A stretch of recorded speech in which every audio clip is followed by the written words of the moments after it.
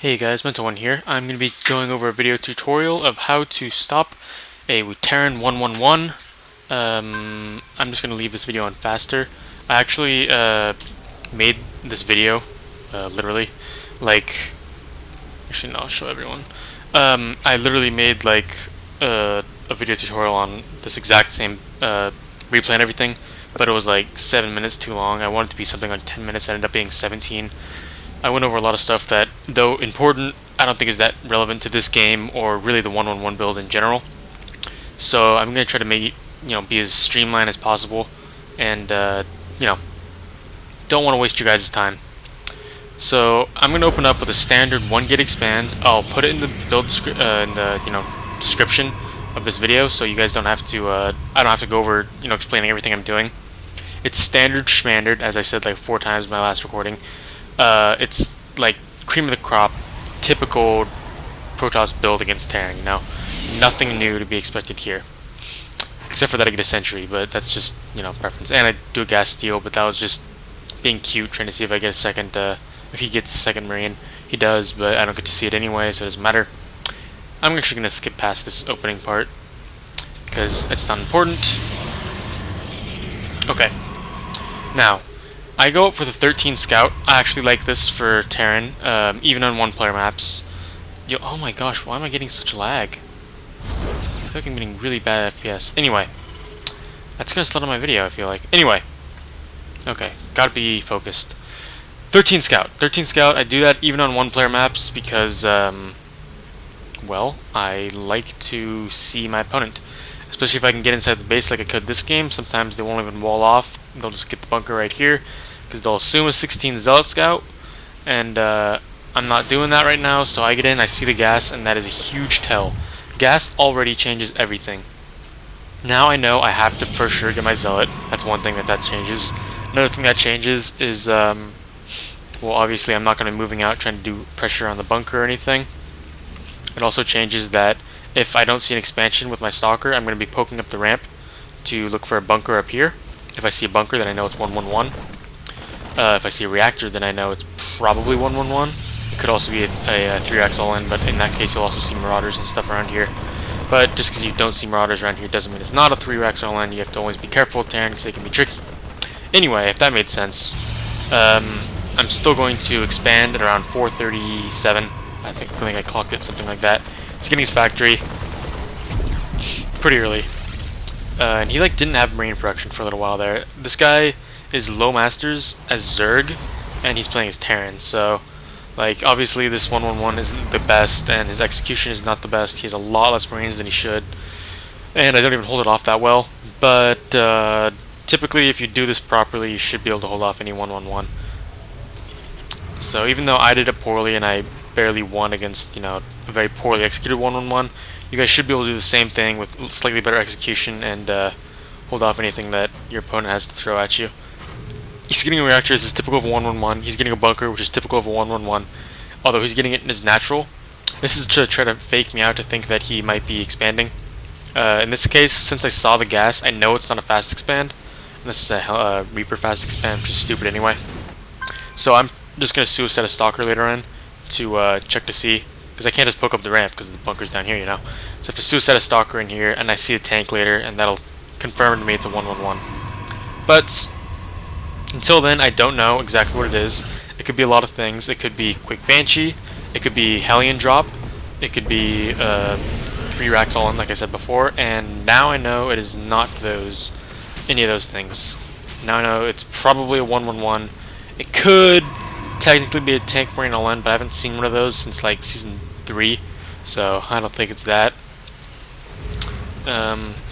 Still could be Cloak Banshee, but I'm not as worried about Cloak Banshee anymore, although it's still a very large possibility, so I will be getting a quicker robo. I force filled him out. Normally you can hold position a stalker and a zealot, or I guess a stalker and a sentry, but it's safer with a zealot. You can hold position the zealot right here and the stalker right here, and the Hellions can't run in. You don't actually have to get a sentry, but I do in this game. I was worried about a all-in, and I would prefer to have a sentry because I wanted to go zealot sentry, but I ended up going for this style because it was a 111. I'll actually show you guys what strategy I was going to go later, probably tomorrow. I already have a replay of that strategy, and I'll be showing that. But I don't want to get too far into that because I am still discussing this game. He's not going for Cloak. I think that's the most important thing I can show of his base right now. He's instead going for a Raven. Banshees can be out at 7-minute mark. Obviously, they're not for this guy. I guess he was slow. He messed something up. I sacrificed that stalker there. Okay, I feel like I really have to hurry. So he's not going to have Banshees. At this point, it's 7 minutes, 20 seconds. I'm not really that worried about Banshees anymore. I still have, you know, warp-ins. So if I do see a Banshee, I can just warp in 2 Stalkers. Then I'll have 4, plus my Observer. I'm not getting killed by Banshees in this game. You know, I'm just not going to let that happen. And notice I'm chrono boosting the crap out of my probes. In the beginning of this game, I had a ton of chrono boost saved, and then it's all gone. I put it all into my probes. I could have done that earlier, but I waited until I got my second Nexus because of the way the supply works out with getting a pylon out and getting the gateways out. It's just easier. Then I go up to 5 gateways, and you'll notice this entire game I don't get supply blocked. Maybe I did like earlier in the game. I didn't notice. But you'll notice as soon as I start throwing down, you know, my real production and I stop producing probes, which I do at 39 probes. Usually you want to go with 40. Don't need a 4th gas, that's why I'm not mining off of it. Don't even need a 3rd gas, honestly, but I'm still using it. In fact, right there, as you can see, I was thinking about pulling off, but I didn't. You can't get supply blocked, is what I was trying to say. Getting supply blocked is the worst thing that can happen to you. If you're going to take one thing from this game, it's don't get supply blocked when going up against a 1-on-1. It kills you. And there, I used my Observer to scout where when he was moving out. He's moving out very early. Oh, not very early, but he's moving out with a fairly weak force. It's because he's investing really heavy into Banshees. I don't like that. I think Banshees are not the right way to go. I think tanks are much better. Obviously, he is getting tanks, but I don't know. 3-1-1's better. If you get 2 more racks later after the 1-1-1, it gets actually really strong. See how many minerals he has? He shouldn't have that many. That's just, he's not playing well. And then he even brings SCVs. You don't actually even need to bring that many SCVs. And this is a really, really bad engagement by me. As you'll see, all my Zealots are behind my stuff. And my Immortal is all the way in the back here. I have 3 more Zealots coming in. I should have just pulled back here and waited for these tanks to unsiege, then go back. But since I saw that the tanks were unsieged, I just kind of went for it. I don't think that's smart. And it ended up costing me big time. I lost that Immortal. I couldn't even get him in range of the tank. This one I do end up getting in range of the tanks, but I can only kill 1 before it's destroyed. Terrible force fields. Well, not terrible, but not good. You know, and I have 92 supply ready for pylons, so I really don't want to get supply blocked because it's terrible. So now his army is really weak, and oh, big thing I forgot to mention. I did not have many stalkers. That is very important. You don't want to have that many stalkers. You'll think, oh, he has like 2 or 3 banshees, or he has cloak and banshees, and he has raven. Do not overcommit to stalkers until after you take care of the tanks. Tanks are your priority. Tanks will cause sieges that will ruin your position. You cannot engage anything with these tanks. That's why the tanks are the #1 priority. You must kill tanks. Do not focus on banshees. Okay, have I beat that into your head enough? I better have. Because if you focus on the banshees next time you go against the 1-on-1, you have like 10 stalkers, and you lose, I'm going to laugh at you and say I told you so. This is really important. You have to focus. Well, now I'm focusing the banshees with my stalkers, but still, with my tank, or yeah, Kronos tank, Immortal, I'm still focusing down the tanks. That's the most important thing. Now the tanks are dead. I basically win. It's no problem here. I lose a stalker here because I'm stupid.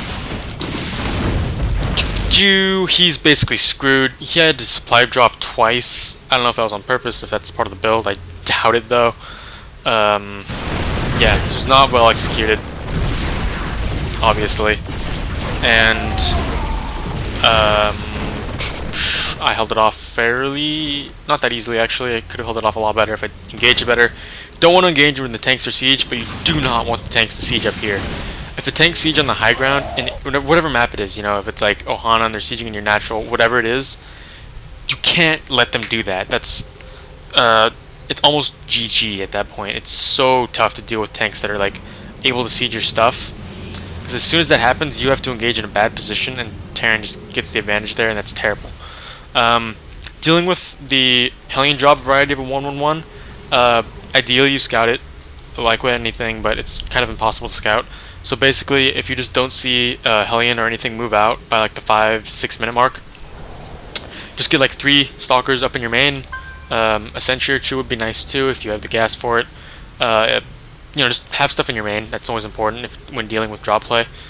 Even if you don't see a medevac, even if you don't see anything, you just get those stalkers in your main regardless, and be ready to split. Having a good split will save your probes, and or just knowing how to attack will save your probes even better than having stalkers there. So I just win this game with a big, push out. I think I meant to make this into a cannon, but I got a pylon instead. Anyway, yeah. Oh well, no, I didn't have my. That's why I didn't get a cannon. I was thinking about this last time I watched this game. I didn't get a cannon here. I meant to. But anyway, I win this game with some stupid immortal push, which is like, really poorly done and everything, but whatever, it doesn't matter because I won the game. I was so far ahead at this point, it didn't even matter. I had a Colossus, but I just didn't even use it because why bother? If you have the win in a game, you shouldn't even wait for, your good stuff. Yeah, so I have the win. Okay, I feel like this video is still going to be like 12-13 minutes long. That's okay, I think I covered everything important.